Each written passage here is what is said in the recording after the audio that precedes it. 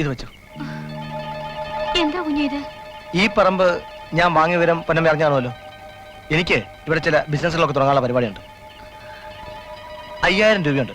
ഒരാഴ്ചക്കുള്ളിൽ പൊന്നമ്മ സൗകര്യമായിട്ട് എങ്ങോട്ടെങ്കിലും മാറണം. 15 വർഷമായി ഞാൻ. പൊന്നമ്മേ, മാറിയേ പറ്റൂ.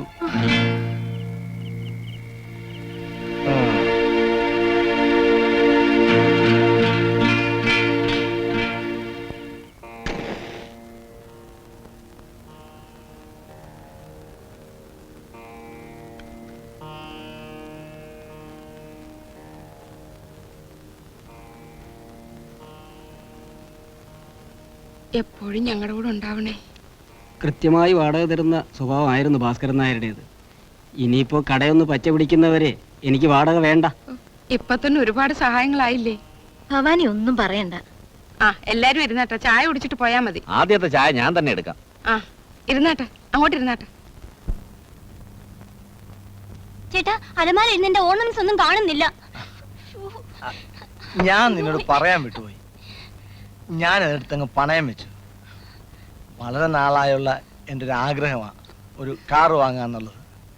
ആ നമ്പൂരിയുടെ പറമ്പിന്റെ ഇടപാട് കഴിഞ്ഞപ്പോഴത്തേക്കും ബാങ്ക് ബാലൻസ് തീർന്നു പോയി. അതുകൊണ്ടാ. എന്നോട് ഒരു വാക്ക് ചോദിക്കാമായിരുന്നില്ലേ? ഓ, ഇത്തരം നിസ്സാര കാര്യങ്ങൾക്ക് ഭാര്യയുടെ സമ്മതം ചോദിക്കാന്ന് വെച്ചാൽ ബുദ്ധിമുട്ടുള്ള കാര്യമാണ്. വിവാഹം കഴിഞ്ഞിട്ട് കുറച്ചു നാളല്ലേ ആയുള്ളൂ, അതിനു മുമ്പ് ആഭരണങ്ങൾ.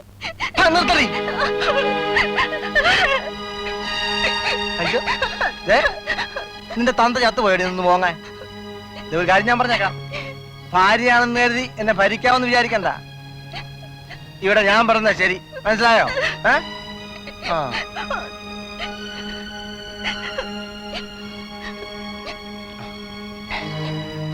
നിനക്കൊന്നും തോന്നരുത്, എന്റെ സ്വഭാവം എങ്ങനെയായി പോയി എന്ന് കരുതി എനിക്ക് നിന്നോട് സ്നേഹക്കുറവൊന്നുമില്ല. അവിടെ പോയിരിക്കും. ഇനി മടങ്ങിപ്പോയാലുടൻ ആഭരണങ്ങൾ മുഴുവൻ തിരിച്ചെടുക്കാനുള്ള പണം ഞാൻ എത്തിച്ചേരാം. ഒരു സിപ്പ്, ഒരു സിപ്പ്. എനിക്ക് വേണ്ട. നിന്റെ വിഷമം മുഴുവൻ മാറട്ടെ. ഓ, സംസ്കാരമില്ലാത്ത ഈ ശവത്തിനെ എന്റെ തലയെ കെട്ടിവെച്ചല്ലോ ഈശ്വരാ.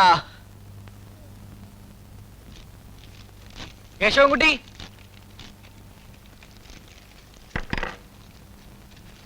കേശവൻകുട്ടിയില്ലേ? ഉണ്ട്. ആരാ? ഒരു ഫ്രണ്ടാ, സുധീർ. കയറിയിരിക്കൂ.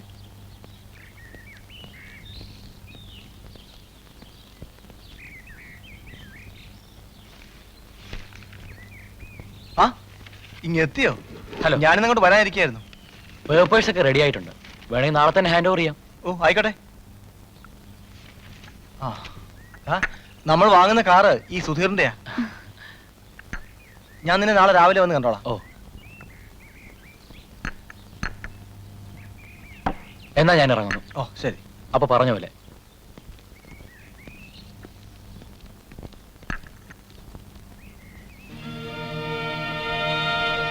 എന്നിട്ട് അനന്തം പിന്നെ ഇവിടേക്ക് വന്നിട്ടേ ഇല്ല? എങ്ങനെ വരാനാ? നാട്ടുകാരുടെ വിചാരം ഇപ്പോഴും ഇവിടുത്തെ കേശവൻകുട്ടി കുഞ്ഞ് പറഞ്ഞതാ ശരിയെന്നല്ലേ? പൊന്നമ്മ ഇതൊക്കെ എങ്ങനെ അറിഞ്ഞു? ഇവിടുത്തെ ഏതാണുങ്ങളുടെ മനസ്സിലിരിക്കുന്ന രഹസ്യവും ഈ പൊന്നമ്മ അറിയും. അപ്പൊ കുഞ്ഞെ, കെട്ടിയോ നല്ല ഗുണത്തി ഇരിക്കുമ്പം പറഞ്ഞ് പൊന്നമ്മ ഒന്ന് സഹായിക്കണം. എനിക്ക് എന്റെ കുടി വിട്ട് എങ്ങും പോവാൻ വയ്യ.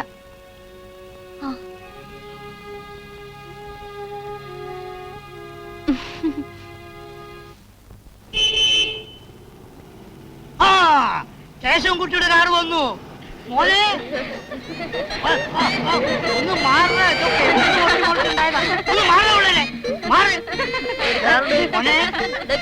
മോനെ ഒന്ന് മാറട മരപ്പെട്ടി.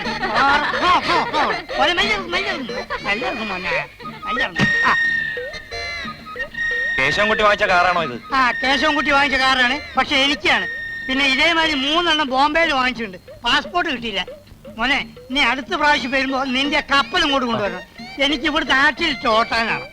എന്നാലേ നിന്റെ അച്ഛന്റെ പേരും നെലി ഈ നാട്ടുകാർക്ക് മനസ്സിലാവും. ഒന്ന് കാണട്ടെ. മാങ്ങ എന്നീ കറി കഴിച്ചിട്ട് ഈ നാട്ടിലൊക്കെ ഒന്ന് കറക്കിയിട്ട് കൊണ്ടുപോടാ. അച്ഛൻ കേറ്. ആ കൈയെടുക്ക് പെയിന്റ് പോവും. ചാരല്ലേ എന്താ ഇങ്ങനെ കണ്ട അലവരാതിക്ക് കയറിയിരിക്കാനുള്ള കാരണമല്ലേ ഇത്? ആ പോ കണ്ടില്ലേ? ആ പോ സ്ഥലം വിട് പോ. ഗേറ്റ് തുറക്കും. അങ്ങനെയല്ലെന്ന് ഒന്ന് മാറുക പിള്ളേരെ എല്ലാം കൊല്ലും ഞാൻ. നിങ്ങൾ മാറിയിരിക്കേ ഞാനിരിക്കട്ടെ. മോയിരുന്നോ എന്താണ്ട് വണ്ടി സ്റ്റാർട്ട് ചെയ്തേ. മോനെ കണ്ടല്ലേ മാറ മാറ്.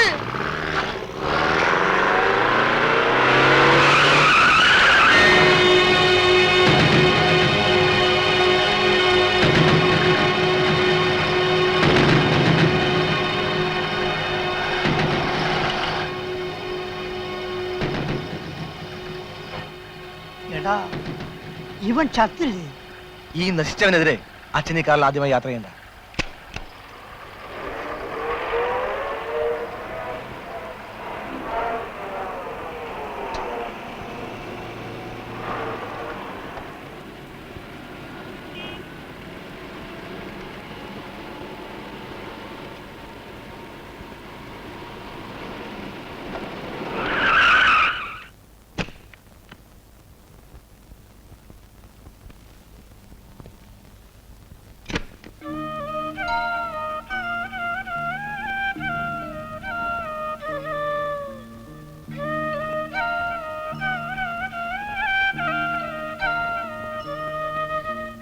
മോനെ, നീ എവിടെയായിരുന്നടാ? അമ്മ എന്തുമാത്രം വിഷമിച്ചു. ഞാൻ മാമന്റെ അടുത്തായിരുന്നു, ബാലമാമന്റെ അടുത്ത്. എന്നിട്ട് എന്താ നീ ഇതുവരെ അറിയിച്ചില്ല? അമ്മ വാ പറയാം. എല്ലാം കൂടി 1000 രൂപ കൂടുതൽ കിട്ടാനുണ്ടമ്മേ. അറുത്ത കൈക്ക് ഉപ്പ് തേക്കാത്തവനാന്ന് നാട്ടുകാർ പറഞ്ഞെങ്കിലും മുഖം നോക്കാതെ കടം കൊടുക്കുന്ന സ്വഭാവമായിരുന്നു നിന്റെ അച്ഛൻ്റെ. ഇപ്പൊ മനസ്സിലായില്ലേ? സിബിയേ ചെരുപ്പിന്റെ വാർമർ പൊട്ടിപ്പോയടാ.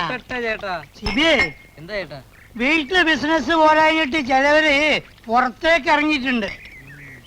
ഇനി പാവം ആ അമൃതം പൊന്നമ്മയുടെ കാര്യ കഷ്ടം. അമൃതം പൊന്നമ്മ വെരി ഓൾഡ് ആയി പോയില്ല ചേട്ടാ. അതിനല്ലടാ പുതിയത് ഇറങ്ങിയത്. ഞാനാണ് ഉർവശിയുടെ അമ്മ, ഞാനാണ് രമ്പാന്ന് മോള്. രണ്ടും താടകയാണ്. ഓരോരുത്തരുടെ യോഗം. ആ നടക്കട്ടെ നടക്കട്ടെ.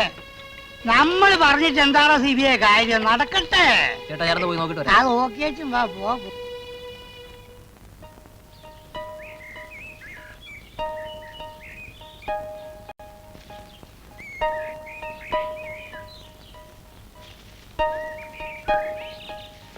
അമ്മിണിക്കുട്ടി എന്നല്ലേ പേര്? എന്നോട് എന്തിനാണ് വെറുപ്പ് കാട്ടുന്നത്? ഞാൻ ഒന്നും അറിയാതെ വന്നു കയറിയവളല്ലേ. അമ്മിണിക്കുട്ടി അനുഭവിച്ചുകൊണ്ടിരിക്കുന്നതിനേക്കാൾ വേദനയാണ് ഞാനിപ്പോൾ അനുഭവിക്കുന്നത്. വിരലിലെണ്ണാവുന്ന ദിവസങ്ങളെ ആയിട്ടുള്ളൂവെങ്കിലും ഞാൻ എല്ലാം അറിഞ്ഞു.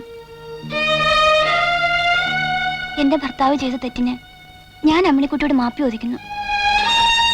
ഞാനും ഒരു സ്ത്രീയല്ലേ.